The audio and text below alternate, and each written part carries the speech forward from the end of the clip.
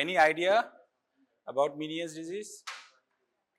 Which part of the ear it affects? Inner ear, very good. So now inner ear comprises of what? थोड़ा revise कर लो. It will be easier to understand. Inner ear comprises of what things? Cochlea, very good.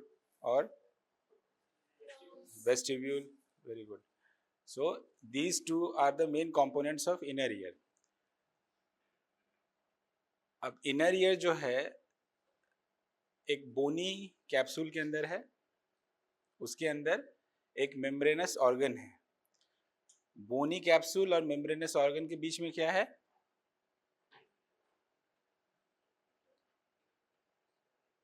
Perilymph. And inside the membranous organ क्या है?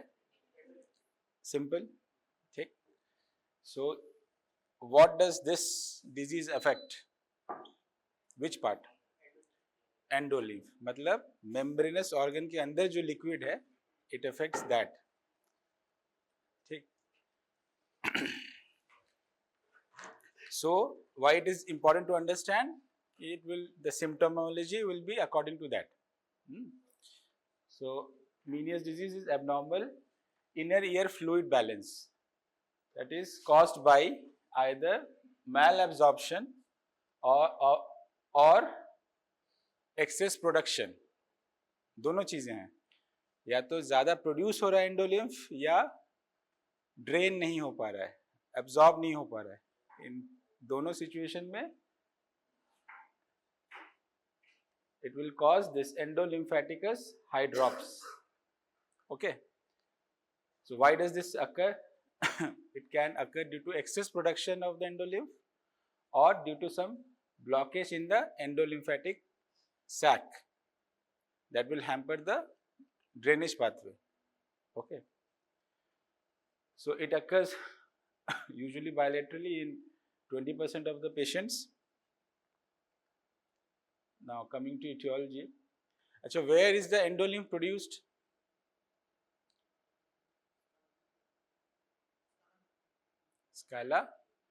Scala media में ही होगा, उसी में तो endolymph होता है.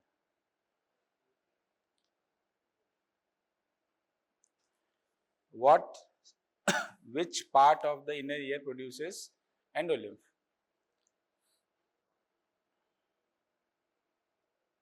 Stria vascularis. ठीक है.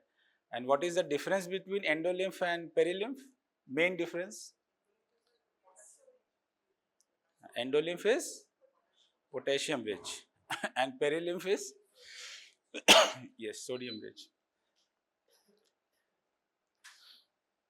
So the etiology is mostly idiopathic, commonly seen in adults between the age group of 35 to 60 years. It has slight male preponderance. Family history will be there in 50% of the cases. Okay. And cause will be hypersecretion or hypoabsorption of endolymph or both. Check. So other causes can be due to allergy, due to viral infections, due to hormonal imbalance. कौन सा hormone? Which endocrinologically which pathology is associated with this? Shayan बोलो. Hypothyroidism. Almost 3% of this patients, those are having this Meniere's, they will be having hypothyroid state and anxiety and mental stress. ठीक. The pathophysiology, इसको अच्छे से याद करो. देखो, the idea of this class is not to teach you some fancy things. बड़े बड़े terms बता के कोई फायदा नहीं है. Idea is when you walk out, you should know the disease. If I ask you some question, basic questions, कहाँ affect करता है, क्या हो रहा है, you should be able to answer that. So what is the pathophysiology?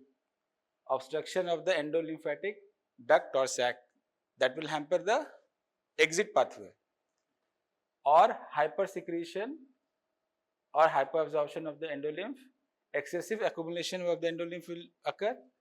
That will lead to what? अगर membranous part में ज़्यादा fluid हो गया, that will cause what? Increased pressure in the cochlea as well as in the semicircular membranes. हाँ? तो accordingly the symptoms will occur. तो इसके symptoms क्या होते हैं? Vertigo. That is due to compression in the vestibular part. और progressive fluctuating sensory neural hearing loss. ठीक है, fluctuate करेगा means there will be period of relapse and remission both, and the second episode will be worse than the first episode. That's why progressive. and fluctuating क्यों होगा? बीच में intermittent remission period होगा when the patient will seemingly seem better. Okay? So that part, that is why, because of the compression in the cochlear part. So distension of the membranous labyrinth and the endolymphatic sac will occur. That will lead to increased pressure and rupture of the inner membranes. Now comes कि vertigo क्यों होगा? एक तो semicircular membranes के अंदर increased pressure है. Second, when the scala media के अंदर जब pressure build up होगा तो उसका dome जो होता है वो किस चीज से बना होता है? कौन सा membrane से? Reisner's membrane. Very good. So Reisner's membrane will bulge. It will bulge inside what? Which canal? Scala vestibuli. ठीक है, VMT. ठीक है, ऊपर vestibuli, media and tympani. तो उसका भी एक stretching capacity है. When the pressure exceeds that, that will lead to micro ruptures. उस समय क्या होगा? एंडोलिम्फ एंड पेरिलिम्फ मिक्स होंगे. Then this imbalance sense of vertigo will occur. ठीक है, this increased pressure and rupture of inner membranes that will lead to loss of auditory and vestibular function, which will in turn lead to vertigo, tinnitus and hearing loss. So if somebody asks कि Meniere's के क्या symptoms हैं, so what will be the answer? Vertigo, hearing loss or tinnitus and anything else? चार होते हैं. Sense of aural fullness. इतना pressure बढ़ा हुआ है उसका तो उसको एक लगेगा ना कि something is building up inside. ठीक.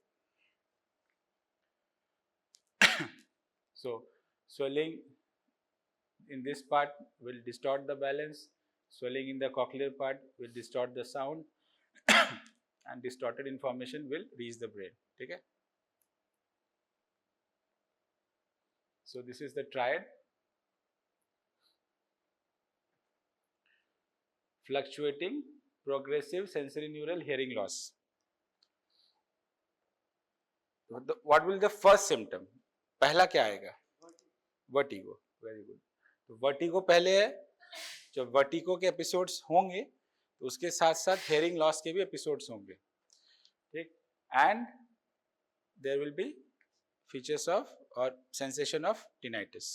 अब इसमें tinnitus किस टाइप का होता है? roaring type, some machinery is going on. ठीक है. और just like migraine, there is a aura associated with. ठीक है. Intermittent remission periods are there, means when the patient is symptom free and बीच बीच में attacks हैं. तो attacks of vertigo are preceded by changes in the sense of tinnitus. ठीक है. Patient को पता चल जाता है कि मुझे अब होने वाला है, मुझे वर्टिगो के अटैक्स आने वाले हैं. और इसमें जो वर्टिगो होता है क्लासिकली वो बहुत लॉन्ग स्टैंडिंग नहीं होता है. It last only 5-6 hours predominantly. उसके बाद सेंस ऑफ डिजीनेस रहता है लेकिन स्पिनिंग सेंसेशन नहीं रहता है. ठीक है.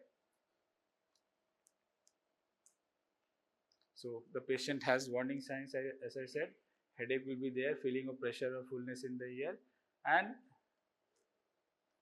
since this is a very awkward situation for the patient, there will be these behavioral changes. So now coming on to the, what are the types of Meniere's?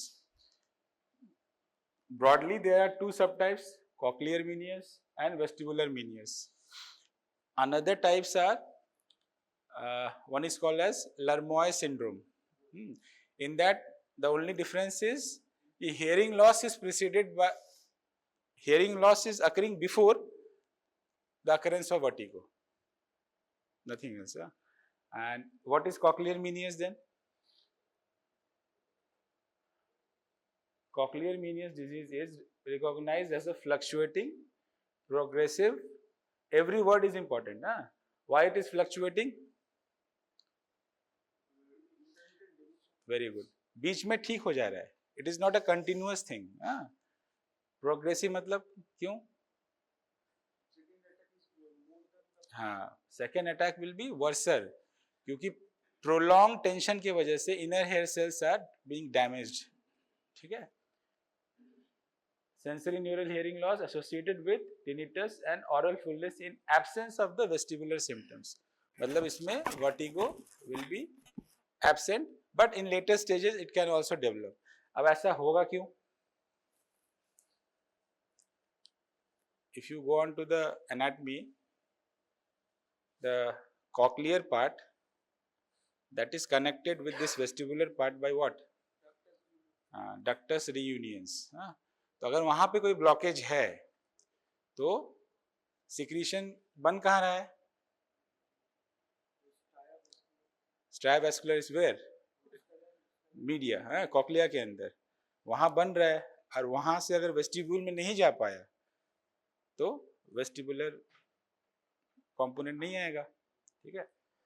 So second is vestibular Meniere's, characterized by occurrence of episodes of episodic vertigo with oral pressure with no cochlear symptoms. ठीक है. So coming on to how we will diagnose the situation. History collection, physical examination, audiogram, we'll do CT, MRI and electron histomogram. Now history हो गया, physical examination. अब इसमें थोड़ा discuss करते हैं. Physical examination में हम ओटोस्कोपी ये सब करेंगे. क्लिनिकल एग्जामिनेशन, ओटोस्कोपी में कुछ मिलेगा? Inner ear disease, otoscopy will be normal. ठीक. और क्या करते हैं हम? निस्टैग्मस देखेंगे. निस्टैग्मस देखेंगे फिजिकल एग्जामिनेशन. तो क्या देखेंगे निस्टैग्मस में? क्या मिलेगा? सपोज करो राइट साइड उसको मीनियर से, राइट साइड प्रीडोमिनेंट है, दोनों साइड हो सकता है 20% में, लेकिन राइट साइड उसको प्रीडोमिनेंट, तो किधर होगा? निस्टैग्मस जो है उसका फास्ट कंपोनेंट अपोजिट साइड होगा. ठीक. और अब आते हैं और क्या? ट्यूनिंग फोक टेस्ट, वो भी क्लिनिकल एग्जामिनेशन में होगा. क्या क्या होगा उसमें? रिनीज क्या होगा? आप लोग भी पार्टिसिपेट करो. रिनीज क्या होगा? Sensory neural hearing loss. Rinne क्या होगा? सब हो गया. रिनी पॉजिटिव. रिनी क्या डिनोट करता है? कंडक्टिव हेयरिंग लॉस डिनोट करता है. ठीक है. तो है नहीं, वो सेंसरी न्यूरल है, तो रिनी पॉजिटिव होगा. ठीक. और Weber to the better ear, normal ear और बेटर ईयर. ठीक है. एंड एबीसी, उस कान का एबीसी क्या होगा? एग्जैक्टली. तो ABC will be reduced compare to the examiner. ठीक है. रिवाइज हो रहा है ना? ठीक. It's very easy for me to just इसको बता, उससे क्या होगा डिस्कस नहीं करोगे. तो ये तीनों चीजें आपको मिलेंगी. मतलब ट्यूनिंग फोक से भी आप पता कर सक रहे हो कि उसको सेंसरी न्यूरल हेयरिंग लॉस है. ठीक है. अब आते हैं इन्वेस्टिगेशंस पे. तो प्योर टोन ऑडियोमेट्री में क्या मिलेगा?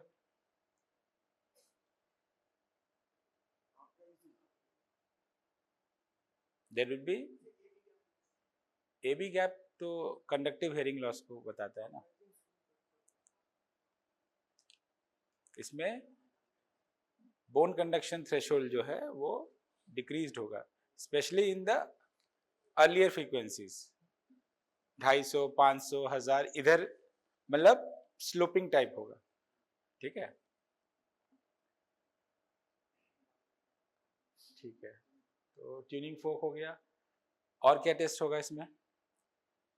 It is a cochlear pathology, तो स्पेशल टेस्ट जो होते हैं, स्पेशल टेस्ट ऑफ हियरिंग, उससे भी हम पता कर सकते हैं। तो क्या क्या स्पेशल टेस्ट होते हैं?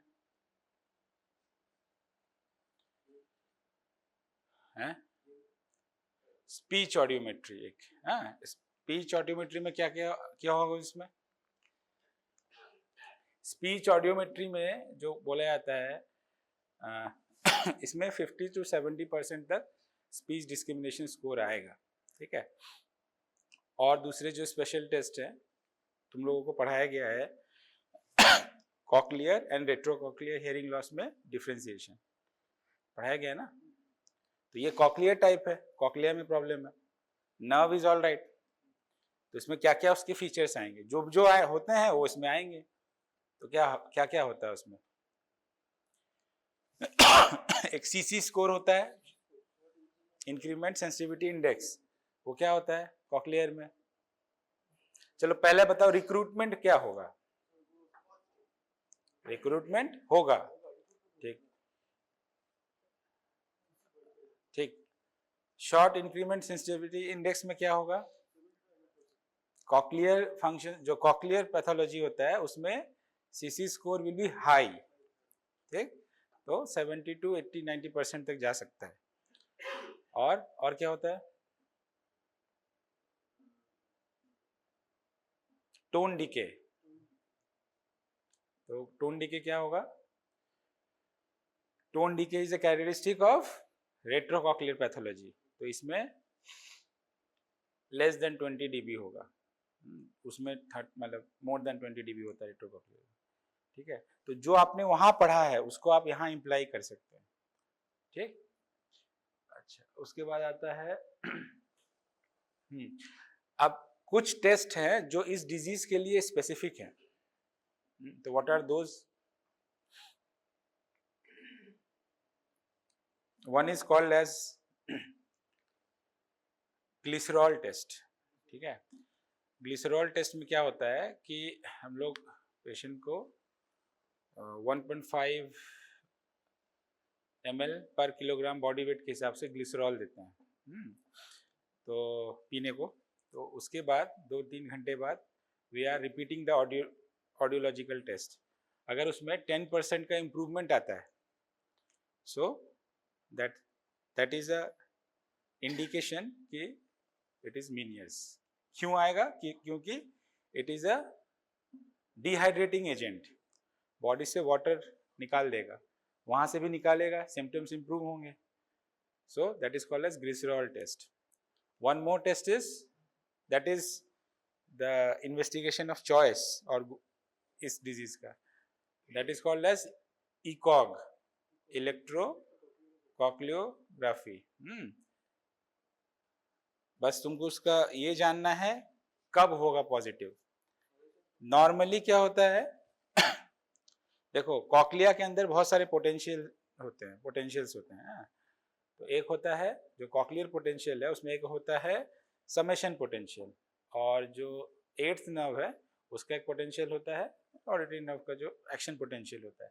तो summation potential is 30% of the action potential normally, लेकिन इसमें summation potential increases, it will be more than 30%। तो ECOG is the investigation of choice. अगर सब MCQ में रहे कि कौन सा डायग्नोस्टिक इन्वेस्टिगेशन ऑफ चॉइस है, तो ECOG will be there answer. Now coming on to the management, so like we discussed कि it has idiopathic condition, basically it has many causes but you cannot point out कि क्या है, तो इसीलिए इसका जो ट्रीटमेंट भी है वैसे ही होता है। आपको सब चीज़ों को कंसिडर करना है, इवेल्युएट करना है और उस हिसाब से मेडिकेशन देना है। ठीक है, तो हम लोग एंटी हिस्टामिनिक्स देते हैं, ट्रैंक्विलाइजर्स देते हैं, एंटी एमेटिक्स देते हैं, वैसोडायलेटर्स देते हैं, ठीक है, लैब्रिन्थाइन सप्रेसेंट्स देते हैं, डाययूरेटिक्स देते हैं, ठीक। तो ये सारी चीजें हैं। अब when you will be writing the answer, तो ब्रॉड हेडिंग में you should write, then will get to know कि यू नो कि what are the things causing this disease. तो these are the medical management. अब suppose करें कि एक patient आया मीनियस लेके, हाँ, so we will be categorising it into two things. One is कि एक्यूट एपिसोड है उसको अभी, and second is it is a chronic disease. पहले एपिसोड हुआ है, उसके लिए वो प्रेजेंट किया है, तो दोनों का मैनेजमेंट स्लाइटली डिफरेंट होगा। जैसे अगर अभी एक्यूट एपिसोड में प्रेजेंट किया है, तो हमें वेस्टिबुलर सप्रेसेंट पे ज़्यादा एम्फेसाइज करना है, क्योंकि वर्टिगो हो रहा है उसको। तो what are the vestibular suppressants we use? For meclizine. चलो, और मेक्लीजाइन इज एंटीहिस्टामिनिक, वेस्टिब्यूल को सप्रेस तो नहीं करता है, बट हाँ, नॉजिया वॉमिटिंग को करता है। और प्रोमिथाजिन करता है, ठीक। और नेम्स बताओ बस, क्या क्या है? सिनेरिजिन, वेरी गुड।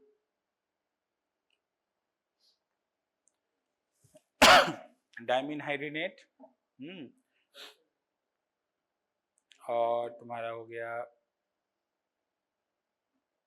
प्रोक्लोपेराजिन, स्टेमेटिल जिसको कहते हैं, सुना होगा। ये सब हुए। अब इसमें लिखा हुआ है वैसोडायलेटर। वैसोडायलेटर का क्या काम होगा?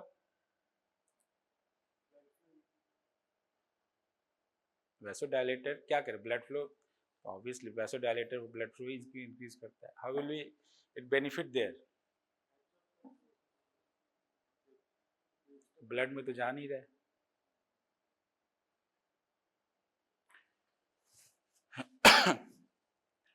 One of the pathology is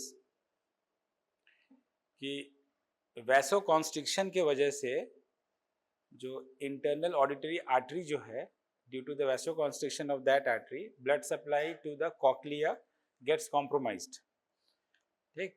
due to that compromise, the stria vascularis जो है वो सही से काम नहीं करता है, and it leads to hyper secretion. One of the hypothesis is this. So that is why this vasodilator is used to augment that blood supply. तो कौन कौन से vasodilator medications we will be using?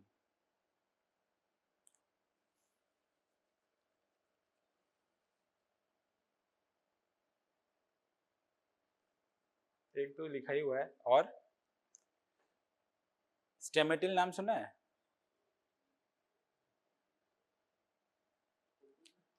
Stemetil बोल रहा हूँ, beta हिस्टीन, वर्टिन, वो दे सकते हैं, निकोटिनिक एसिड दे सकते हैं, ठीक है। तो ये कुछ मेडिसिन हैं जो इसमें आप टिंटस में दे सकते हैं। उसमें भी आप ब्लड सप्लाई इंप्रूव करना है। Mechanism of action I am saying, क्यों देते हैं, that is what we are discussing. So if not responding to drugs, then what?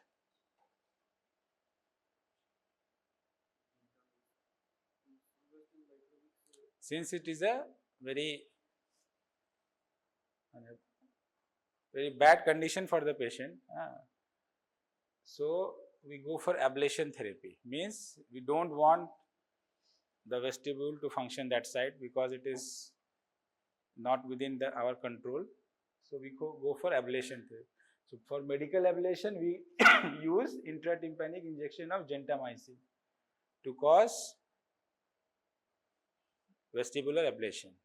ठीक है, वेस्टिबुलर टॉक्सिक होता है, and it will lead to the, क्या होगा जेंटामाइसिन से? अच्छा, हम दे रहे हैं इंट्राटिम्पैनिक, मतलब मिडिल ईयर में, तो how will it go to the inner ear then? Round window के थ्रू जाएगा, ठीक है, राउंड विंडो के थ्रू जाएगा। सो दिस इंट्राटिम्पैनिक इंजेक्शन ये बहुत सारे कंडीशंस में यूज किया जाएगा, ठीक है। इंट्राटिम्पैनिक हम स्टेरॉयड देते हैं, ठीक है। अगर वैसे कंडीशंस एक्यूट मतलब sudden sensory neural hearing loss है, then we give intratympanic steroids. If there is this meaningless non-responding to drugs, then we give intratympanic gentamicin. ठीक. So dietary management. We give low sodium diet. The amount of sodium is a factor that regulates the balance of fluid within the body. Sodium and fluid retention disrupts the delicate balance between endolymph and perilymph in the inner ear. ठीक. And these are the lifestyle modification. Limit foods high in salt and sugar. Eat meals and snacks at regular interval to stay hydrated. ठीक है. Limit intake of this coffee, tea and soft drinks. ये भी they can precipitate the episodes. ठीक. And limit alcohol intake obviously. Now coming to surgical management. What are the surgical management for Nuenius? Pathology क्या था? Endolymphatic sac का distension हो गया, causing back pressure in the vestibule and the cochlea. ठीक. तो अब surgery किसका होगा? एंडोलिम्फेटिक सैक का. तो पहला सर्जरी क्या है? Decompression of the endolymphatic sac. ठीक. तो अब ये जो सैक के प्रोसीजर्स हैं, कई सारे प्रोसीजर्स हैं. तो एक प्रोसीजर है कि decompression of the endolymphatic sac. और क्या क्या प्रोसीजर्स होते हैं?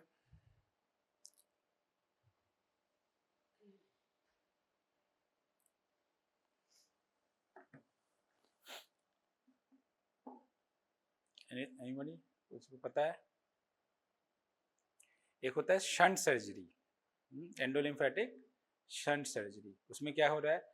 एंडोलिम्फेटिक सैक कहाँ ड्रेन करता है?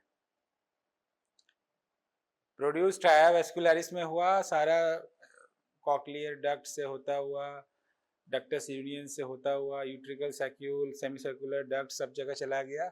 उसके बाद एंडोलिम्फेटिक सैक में गया, वहां से कहाँ जाएगा? स्टोर होगा जिंदगी भर, फिर से वापस आएगा. तो स्टाया में बनने की जरूरत क्या था? वहां से एरेक्नॉइड में चला जाता है. ठीक है.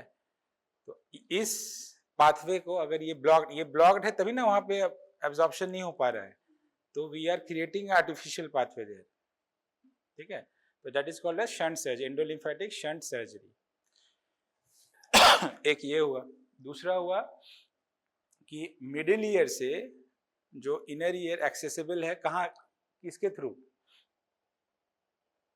ओवल विंडो, राउंड विंडो के थ्रू. तो ये जो सैक्यूल जो होता है, सैक्यूल पता है ना क्या होता है? Utricle and saccule vestibular component का पार्ट है. तो that is just adjacent to the oval window opening.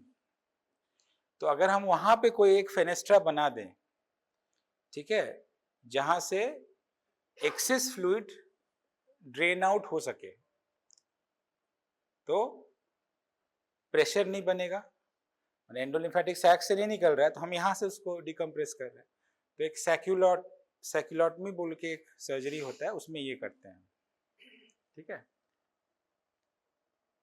अगर एक और है तरीका कि अगर आप पेशेंट को सिर्फ वर्टिगो ज्यादा हो रहा है, तो आप वेस्टिबुलर नर्व सेक्शनिंग कर दीजिए. ठीक है. तो उससे उसका जो वर्टिगो वाला प्रॉब्लम है वो सॉल्व हो जाएगा. अब ये थोड़ा डिस्ट्रक्टिव है, तुम्हारा मिडिल क्रेनियल फोसा या रेट्रोसिग्मॉइड अप्रोच के थ्रू किया जाता है. ठीक.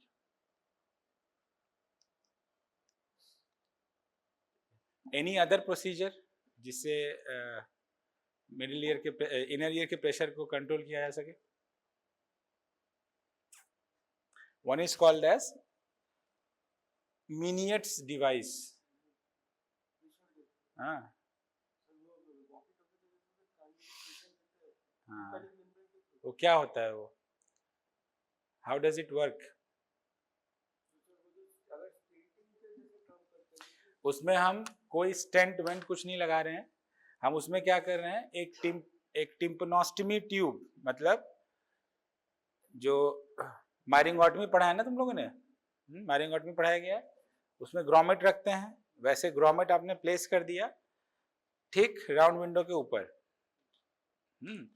और बाहर से एक डिवाइस लगाया जो एक प्रेशर उस ग्रोमेट के थ्रू मिडल ईयर में दे रहा है, और वो इन टर्न पुश कर रहा है किसको,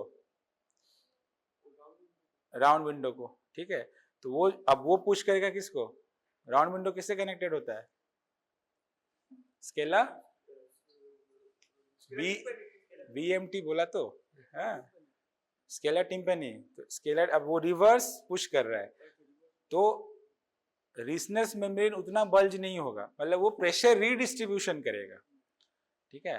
तो it is a device that is FDA approved and all, हाँ फॉरेन कंट्रीज में यूज भी होता है, but it takes time, results आपको 4-5 महीने 6 महीने के बाद ही मिलता है इसमें, ठीक है। तो प्रेशर रीडिस्ट्रीब्यूशन की वजह से मीनियर्स डिवाइस, जिसको इंटरमिटेंट पॉजिटिव प्रेशर थेरेपी भी कहा जाता है, ठीक है। तो that is another way of dealing with it.